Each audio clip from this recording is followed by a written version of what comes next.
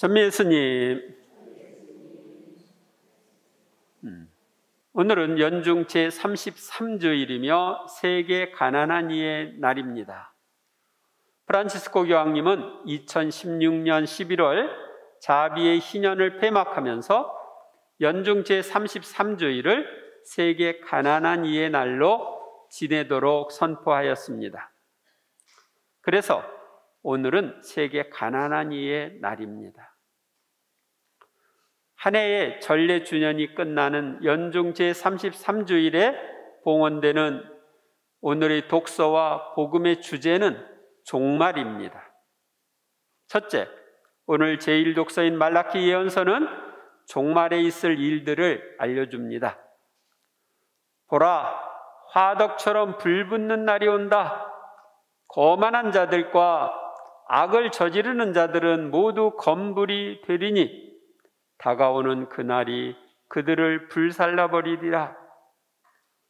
만군의 주님께서 말씀하신다. 그날은 그들에게 뿌리도 가지도 남겨두지 않으리라. 구약성경 마지막 권인 말라키 예언서는 앞으로 올 종말에는 악인들이 모두 뿌리채 없어질 것이라고 예언합니다. 여기에 말하는 종말은 세상이 끝나는 날이 아니라 죄악이 만연하는 시대의 종말을 의미합니다. 앞으로 이 땅에 악을 저지르는 자들이 모두 사라질 때가 올 것입니다.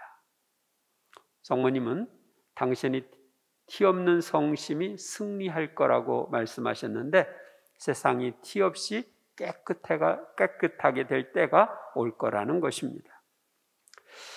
그러나 나의 이름을 경외하는 너희에게는 의로움의 태양이 날개에 치유를 싣고 떠오르리라.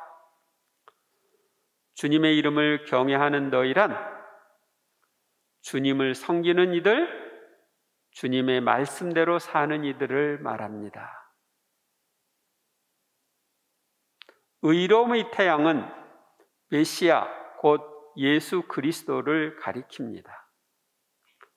날개에 치유를 싣고 떠오르리라는 종말에 예수님께서 재림하시면 모든 병이 치유될 것이라는 뜻입니다. 예수님께서 재림하시면 우리 영혼의 병, 마음의 병, 육신의 병이 다 치유될 것입니다.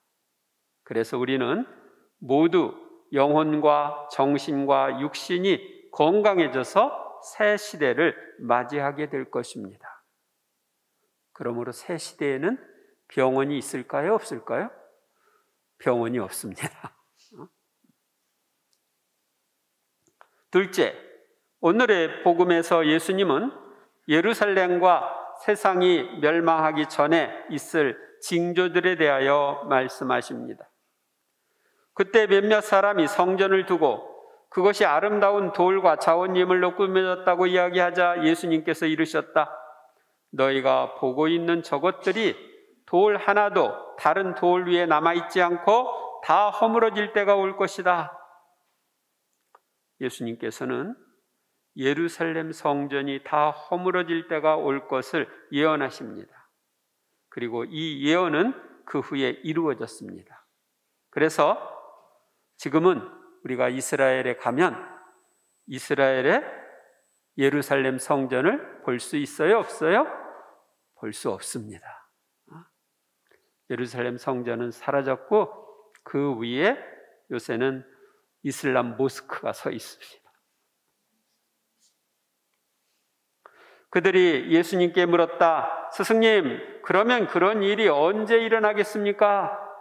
또 그 일이 일어나려고 할 때에 어떤 표징들이 나타나겠습니까?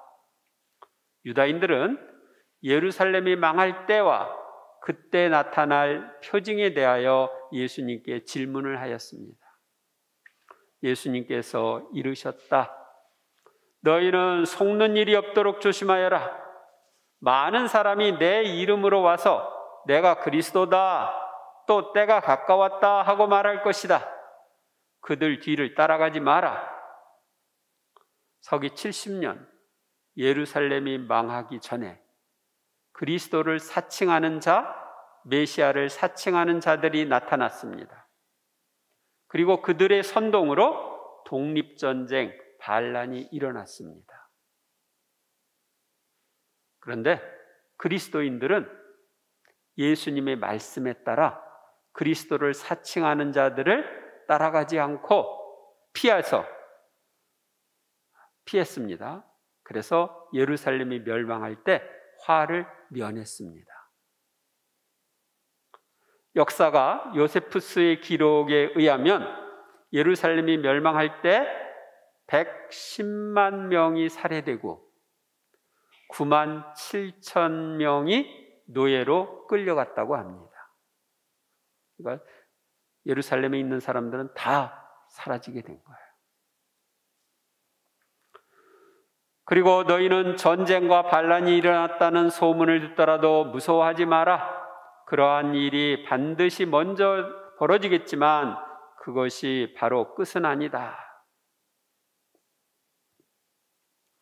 유다인들은 예루살렘의 멸망과 세상 종말을 연결시켜 둘이 함께 올 것으로 생각했습니다. 그래서 예수님께서는 예루살렘의 멸망이 끝은 아니라고 말씀하셨습니다. 역사를 살펴보면 세상의 종말에 대한 잘못된 생각으로 많은 이단이 나타났습니다. 우리 주위에도 그런 이단들이 있죠. 여러 번 예수님의 재림을 주장하던 여호와의 증인들, 또 휴거를 주장하던 다미 선교회, 묵시록을 잘못 해석해서 자기들만 구원받는다고 생각하는 신천지, 이런 사람들이 오늘날도 우리 주위에 있습니다. 우리는 이들을 조심해야 합니다. 이어서 그들에게 말씀하셨다. 민족과 민족이 맞서 일어나고 나라와 나라가 맞서 일어나며 큰 지진이 발생하고 곳곳에 기근과 전염병이 생길 것이다. 역사적 기록을 보면 예루살렘이 멸망하기 전에 기원 30년에서 70년에 걸쳐 로마는 다른 민족과 전쟁을 했고 크레타 섬, 또 스미르나 등지에서 큰 지진이 일어났으며 기근과 전염병도 있었다고 합니다. 인류 역사상 무수한 전쟁, 큰 지진, 기근과 전염병이 있었습니다. 특히 20세기에 제1차, 2차 세계대전이 있었고 중세에는 패스트병으로 많은 사람이 죽었습니다.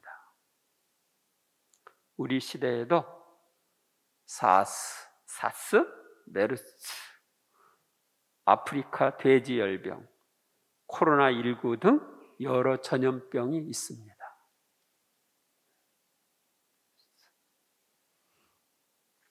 그리고 하늘에는 무서운 일들과 큰 표징들이 일어날 것이다. 하늘의 큰 표징은 1917년 10월 13일에 파티마에서 있었던 태양의 기적이 그 예입니다. 그 당시에 6만 명, 7만 명의 사람이 이 태양의 기적을 봤는데 그 태양의 기적으로 비가 와서 땅이 다 젖고 사람들도 옷이 젖었는데 그것이 한꺼번에 싹 말라버렸어요.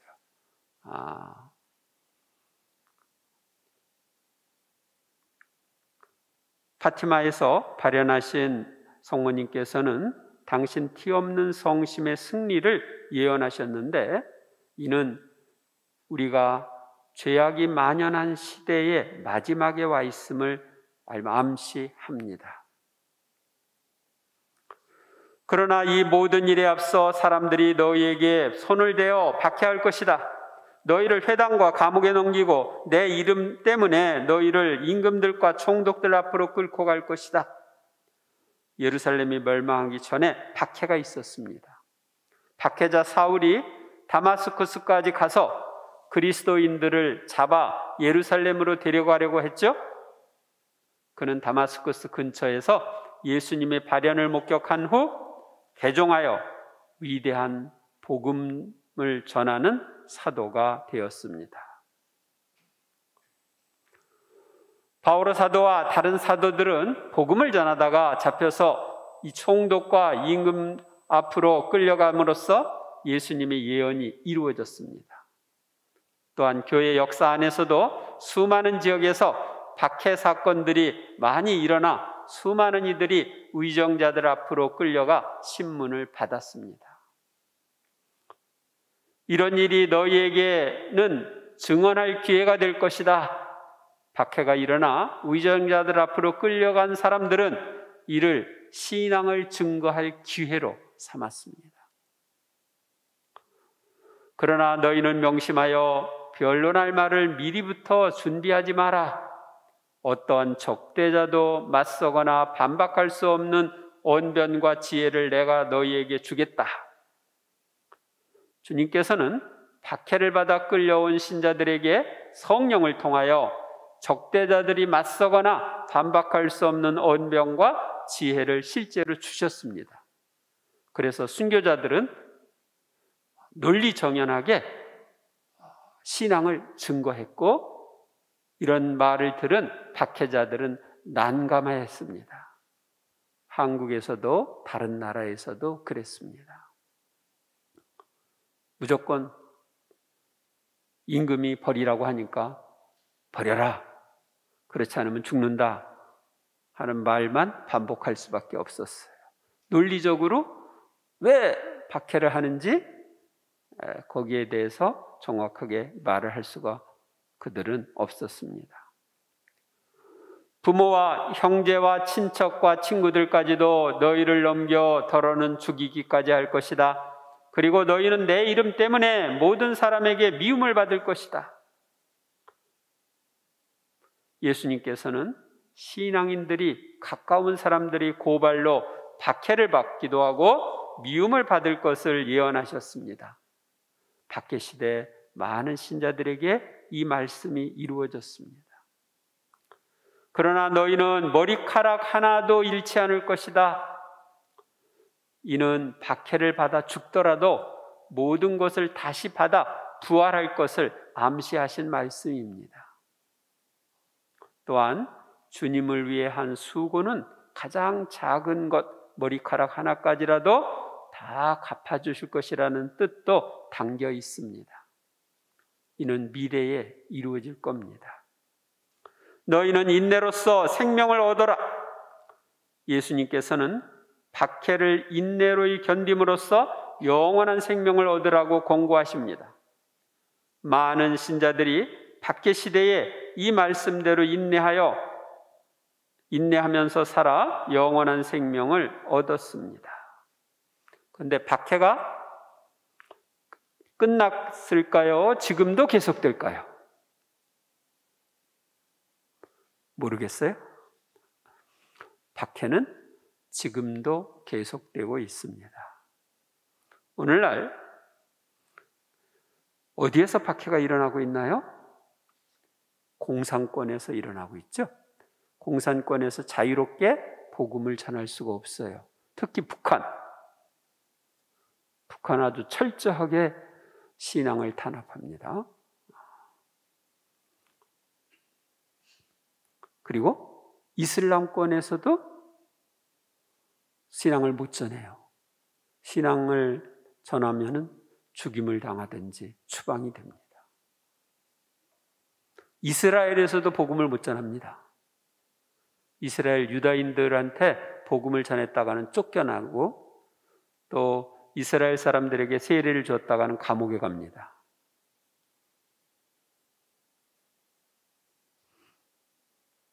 그리고 그러한 그 정치적 이런 박해뿐만 아니라 오늘날은 다른 박해로 많은 사람들이 신앙을 잃어가고 있습니다. 최근에 있었던 박해가 있는데 뭔지 아십니까? 코로나19.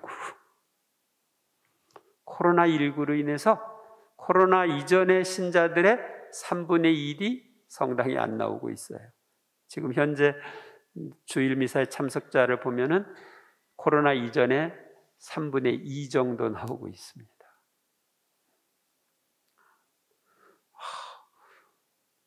잘 됐다. 핑계가 없어서 성당에 안 나갔는데 코로나 핑계로 나가지 말자. 이렇게 해가지고 안 나오는 사람들이 많이 있죠. 다른 데는 잘 다니면서. 그렇습니다. 또 오늘날 음란죄로 인해서 성당에 안 나오는 사람들이 많이 있습니다. 특히 청소년들, 젊은이들이 그렇습니다.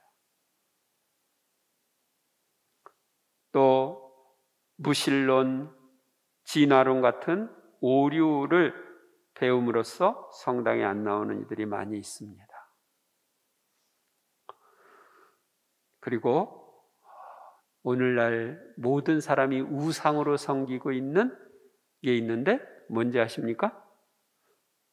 경제, 돈, 재물입니다. 그러니까 물질주의에 빠져서 그 물질만을 추구하다 보니까 신앙을 버리는 이들이 많습니다. 그래서 과거에는 목숨을 바쳐서 신앙을 증거했고 피 흐르는 순교가 있었다면 오늘날은 피 흐르지 않는 순교를 해야 할 때입니다. 즉 이런 박해의 거리들을 다 물리치고 인내하면서 신앙생활을 해야 할 때입니다. 셋째, 오늘의 제2 독서인 데살로니가 후서는 종말을 앞두고 있는 우리가 어떻게 살아야 하는지를 알려줍니다. 형제 여러분, 우리를 어떻게 본받아야 하는지 여러분 자신이 잘 알고 있습니다. 우리는 여러분과 함께 있을 때에 무질서하게 살지 않았고 아무에게도 양식을 거저 얻어먹지 않았으며 오히려 여러분 가운데 누구에게도 폐를 끼치지 않으려고 수고와 고생을 하며 밤낮으로 일하였습니다. 바오로 사도처럼 우리도 무질서한 생활을 하지 않고 남에게 폐를 끼치지 않기 위해 수고하며 일해야 합니다. 사실 우리는 여러분 곁에 있을 때 일하기 싫어하는 자는 먹지도 말라고 거듭 지시하였습니다. 우리는 바오로 사도의 이 말씀을 실천해야 합니다. 역사상 일하기 싫어하는 자는 먹지도 말라는 이 말씀을 가장 강조한 이들이 있는데 누군지 아십니까?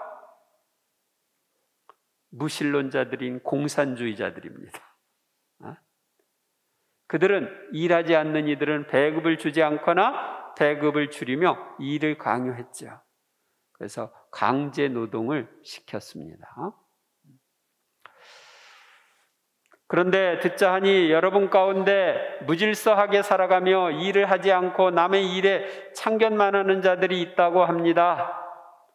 우리는 무질서하게 살거나 자신이 맡은 일을 하지 않으면서 남의 일에 참견하면 안 됩니다. 우리는 질서 있는 생활을 하며 자신에게 맡겨진 일만 충실하게 해야 합니다. 그러한 사람들에게 우리는 주 예수 그리스도의 이름으로 지시하고 권고합니다. 묵묵히 일하여 자기 양식을 벌어 먹도록 하십시오. 바오로 사도는 초기 교회에서 나눔의 생활을 할 때, 그러니까 신자들이 먹을 것을 갖고 와서 함께 나눠 먹고 이러는데 일하지는 않고 와서 먹기만 해서 폐를 끼치는 사람들에게 일하여 자기 양식을 벌어 먹도록 하라고 지시하였습니다.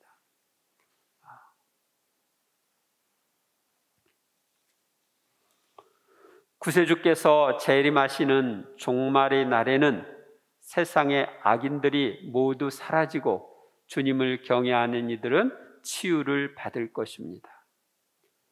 예루살렘의 종말에 대한 예수님의 말씀이 모두 이루어졌으므로 세상 종말에 대한 예수님의 말씀도 앞으로 이루어질 것입니다. 그러나 우리는 자신들의 이익을 위해 세상 종말을 주장하는 이들과 이단들의 말에 현혹되지 말아야 합니다. 그리고 세상 종말보다 더 중요한 것은 개인의 종말인 죽음임을 기억해야 합니다.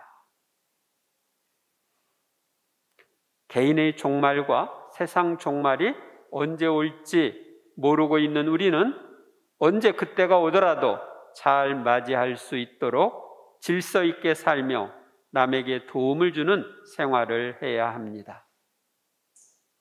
이를 위해서 우리는 일하기 싫어하는 자는 먹지도 말라는 말씀을 기억하며 열심히 일해야 합니다. 그래야 가난한 이들을 도울 수도 있습니다. 이번 한 주간 또한도 앞으로 죄악이 만연하는 시대가 끝장나고 죄악이 없는 새 시대를 주고자 하시는 주님께 감사와 찬미를 드리시길 바랍니다. 또한 나의 지상 삶이 끝나면 영원한 천상 삶을 주시고자 하시는 주님께 감사와 찬미를 드리는 여러분이 되시길 바랍니다. 감사합니다.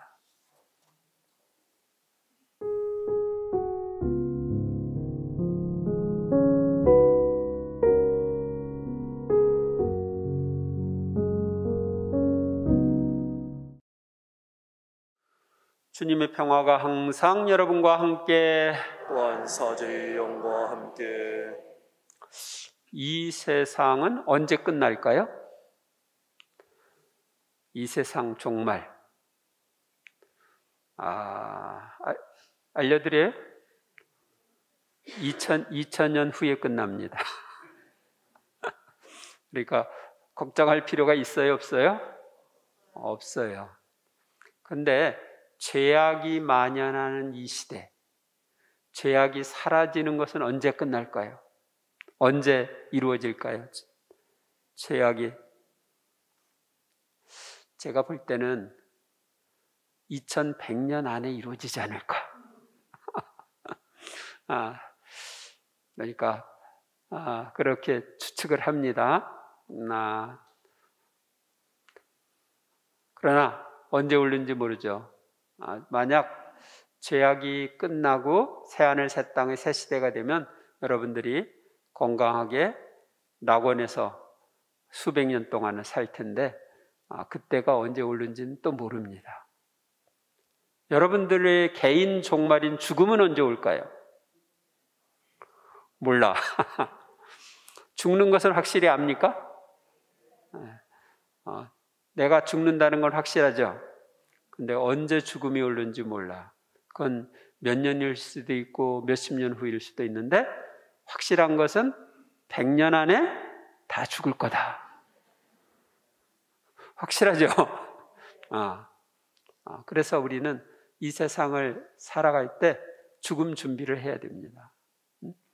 언제 죽을지 모르니까 죽음 준비를 해야 돼요. 죽음 준비를 가장 잘하는 방법은 이 세상에서 주님과 함께 사는 거예요. 주님을 떠나지 않는 것. 주님과 함께 주님의 말씀대로 오손도손 살다 보면 천국에서도 영원히 그분과 함께 그렇게 살지요. 근데 지금 주님과 함께 안 살고 자기 멋대로, 자기 생각대로 세상에 어울려서 그냥 주님을 잊고 산다면 죽을 때 위험하죠. 영원한 멸망으로 갈 수도 있고 죽을 때 후회를 하게 되죠. 그래서 여러분들은 주님과 함께 신자답게 살아야 합니다. 하느님 자녀답게, 신자답게 살아야 내가 언제 죽더라도 기쁘게 주님과 함께 천상에서 영원한 행복을 누릴 수가 있는 거예요. 아셨습니까? 네. 그래서 여러분들이 특히 신자답게 하느님 자녀답게 살기로 마음을 먹으면서 오늘 평화인사는 신자답게 삽시다. 평화인사 나누십시오. 신자답게 삽시다. 신자답게 삽시다. 신자답게 삽시다.